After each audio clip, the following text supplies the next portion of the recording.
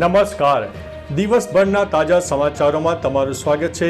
તમારી સાથે હું છું પિનલગીરી ગોસ્વામી। સમાચારો વિસ્તારથી જાણીએ એ પહેલા મહત્વના સમાચારો ઉપર એક નજર। નમસ્કાર મિત્રો આજની વિડીયોમાં વાત થશે કેરળ પોલીસે 27 બાંગ્લાદેશીઓની ધરપકડ કરી છે। ત્યારે આગળ વાત થશે માઘ મહિનો શરૂ, લગ્નના શુભ મુહૂર્તોની તારીખો પણ જાણી લો। આગળ વાત થશે ભારત વિશ્વની ત્રીજી સૌથી મોટી અર્થવ્યવસ્થા બનશે। ત્યારે આગળ વાત થશે મહાકુંભ જવા માટે ફ્લાઇટની ટિકિટ સસ્તી થઈ રહી છે। આગળ વાત થશે પૃથ્વી પર પ્રબળ સૌર તોફાનનું જોખમ દેખાઈ રહ્યું છે। આગળ વાત થશે યુપીઆઈ ટ્રાન્ઝેક્શન સંબંધિત નિયમો બદલાવાના છે। ત્યારે વાત થશે ગુજરાત હાઈકોર્ટના ચીફ જસ્ટિસના 2 આઈફોન ચોરાયા છે। આગળ વાત થશે ખેતર જવા ખેડૂતે હેલિકોપ્ટર માંગતા તંત્ર ચોંકી ઉઠ્યું છે। આગળ વાત થશે કેન્દ્રીય કર્મચારીઓ અને પેન્શનરો માટે મોટા સમાચાર સામે આવ્યા છે। આગળ વાત થશે કચ્છથી પ્રયાગરાજ સુધી ટ્રેન શરૂ કરવા માટે લોકોની માંગ સામે આવી છે। હવે મિત્રો સમાચારો વિસ્તારથી। મહાકુંભ માટે ભારતના રેલવે તંત્ર દ્વારા દેશભરમાં અનેક ટ્રેનો દોડાવવામાં આવી છે, પરંતુ કચ્છને કોઈ વિશેષ ટ્રેન કે હયાત ટ્રેનના કોચ વધારાયા નથી, જેમાં કચ્છના લાખો શ્રદ્ધાળુઓને કચ્છથી ડાયરેક્ટ સ્પેશિયલ ટ્રેનની વ્યવસ્થા કરવામાં આવે તેવી લોકો માંગ કરી રહ્યા છે। પ્રવાસીઓને પડતી મુશ્કેલી દૂર કરવા ઉચ્ચ સ્તરે પણ રજૂઆત કરાઈ છે, જેમાં રેલવે મંત્રી, રેલવે બોર્ડ અને કચ્છના સાંસદને પત્ર પણ લખાયો છે। મિત્રો અન્ય મહત્વના સમાચારની વાત કરીએ તો કેન્દ્રીય કર્મચારીઓ અને પેન્શનરો માટે મોટા સમાચાર સામે આવ્યા છે। CGHS એ નવી ગાઈડલાઇન્સ બહાર પાડી છે। આરોગ્ય અને પરિવાર કલ્યાણ મંત્રાલયે CPAP અને BiPAP અને ઓક્સિજન કોન્ટ્રાક્ટર્સને માટે પરવાનગી મેળવવાની ઓનલાઈન પ્રક્રિયામાં ફેરફાર કર્યો છે। મંત્રાલયના નવા નિર્દેશ મુજબ CGHS હેઠળ મશીનો માટે પરવાનગી મેળવવા માટે ઓનલાઈન મોડને બદલવાનો નિર્ણય લેવામાં આવ્યો છે। નવી પ્રક્રિયા હેઠળ લાભાર્થીઓને વેલનેસ સેન્ટરમાં તેમનું આરોગ્ય તપાસ કરાવવું પડશે। મિત્રો અન્ય મહત્વના સમાચારની વાત કરીએ તો ખેતર જવા ખેડૂતે હેલિકોપ્ટર માંગતા તંત્ર ચોંકી ઉઠ્યું। રાજસ્થાનના બાડમેરમાં એક ખેડૂતે પોતાના ખેતર જવા માટે હેલિકોપ્ટરની માંગણી કરી છે, જેના કારણે તંત્ર ચોંકી ગયું છે। ખેડૂતનું કહેવું છે કે તેને ખેતર જતા રસ્તા પર બીજા લોકો ખેતી કરે છે, જેના કારણે અવરજવર મુશ્કેલ બની છે। સરકારને અરજી આપતા તંત્રએ તરત જ તપાસ કરી અને ગેરકાયદેસર દબાણ હટાવવા નોટિસ ફટકારી છે। ખેડૂતના આ કિમિયાથી તેનું કામ તરત જ થઈ ગયું છે। મિત્રો અન્ય મહત્વના સમાચારની વાત કરીએ તો ગુજરાત હાઈકોર્ટના ચીફ જસ્ટિસના 2 આઈફોન ચોરાયા છે। ગુજરાત હાઈકોર્ટના ચીફ જસ્ટિસ સુનીતા અગ્રવાલના 2 આઈફોનની ચોરીનો મામલો સામે આવ્યો છે। ગુજરાત હાઈકોર્ટના ચીફ જસ્ટિસ સુનીતા અગ્રવાલના આઈફોનને શોધવા માટે રાજપુર પોલીસ સ્ટેશન દિવસ રાત કામ કરી રહ્યું છે। જણાવીએ કે ચીફ જસ્ટિસ સુનીતા અગ્રવાલ એક લગ્ન સમારોહમાં દેહરાદૂન આવ્યા હતા, ત્યારે રાજપુર રોડ પરના એક બેન્ક્વેટ હોલમાંથી તેમનો મોબાઈલ ચોરાઈ ગયો હતો। મિત્રો અન્ય મહત્વના સમાચારની વાત કરીએ તો યુપીઆઈ ટ્રાન્ઝેક્શન સંબંધિત નિયમો બદલાશે।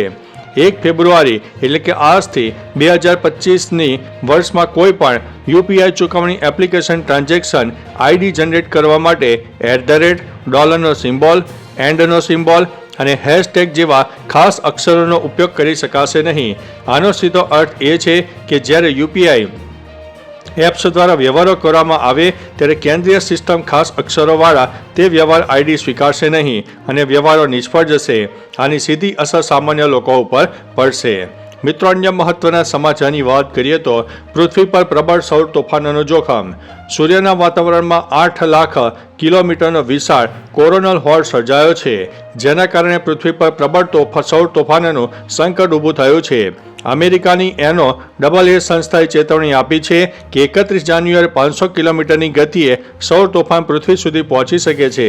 આ કારણે વિદ્યુત ચુંબકીય તોફાન, ઉપગ્રહો પર અસર અને અરોરા લાઇટ જોવા મળી શકે છે। કોરોનલ હોલ એ સૂર્યના વાતાવરણમાં ઊભો થતો અંધકારમય વિસ્તાર છે, જ્યાંથી રેડિયેશન નીકળતા હોય છે। મિત્રો અન્ય મહત્વના સમાચારની વાત કરીએ તો મહાકુંભ જવા માટે ફ્લાઇટની ટિકિટ સસ્તી થઈ છે। મહાકુંભમાં જતા યાત્રાળુઓ માટે રાહતના સમાચાર છે। ઘણી એરલાઇન્સે ટિકિટ ભાડાના ભાવ ઘટાડ્યા છે। રાઘવ ચડ્ડાએ તાજેતરમાં સરકારને અપીલ પણ કરી છે। તેમણે વિડીયો શેર કરતા કહ્યું છે કે પહેલા જે ટિકિટ 5,000 કે 8,000માં મળતી હતી, હવે તેની કિંમત 50,000 કે 60,000 રૂપિયા સુધી પહોંચી ગઈ છે. આ પછી તરત જ ઇન્ડિગોએ ટિકિટના ભાવમાં 30 થી 50% ઘટાડો કર્યો છે. મિત્રો, અન્ય મહત્વના સમાચારની વાત કરીએ તો ભારત વિશ્વની ત્રીજી સૌથી મોટી અર્થવ્યવસ્થા બનશે. ખેડૂતોના હિતમાં ઘણા નિર્ણયો લેવામાં આવ્યા. સરકાર ગરીબો અને યુવાનો માટે કામ કરી રહી છે. આયુષ્યમાન યોજના હેઠળ આરોગ્ય વીમો, બધાને આવાસ પૂરા પાડવા માટે નક્કર પગલાં. દેશ ઝડપી ગતિએ નિર્ણય લઈ રહ્યો છે. નાના વ્યવસાયો માટે લોન મર્યાદામાં વધારો. સ્વામિત્વ યોજના હેઠળ 2,25,00,000 કાર્ડ જારી. ભારત વિશ્વની ત્રીજી સૌથી મોટી અર્થવ્યવસ્થા બનશે. મિત્રો, અન્ય મહત્વના સમાચારની વાત કરીએ તો માઘ મહિનો શરૂ, લગ્નના શુભ મુહૂર્તો. માઘ મહિનો શરૂ થતાં જ લગ્ન સમારંભ શરૂ થઈ જશે. આ શુભ મુહૂર્તમાં હજારો નવયુગલ પવિત્ર બંધનમાં બંધાશે.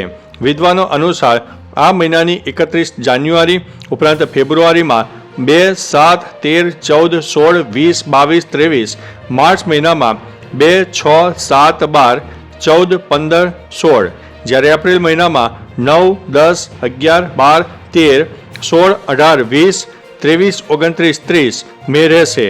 જ્યારે મેમાં 1, 7, 8, 9, 10, 11, 14, 15, 16, 17, 18, 21, 22, 23 અને 28 તારીખ લગ્ન માટે સૌ મુહૂર્ત માનવામાં આવી રહી છે.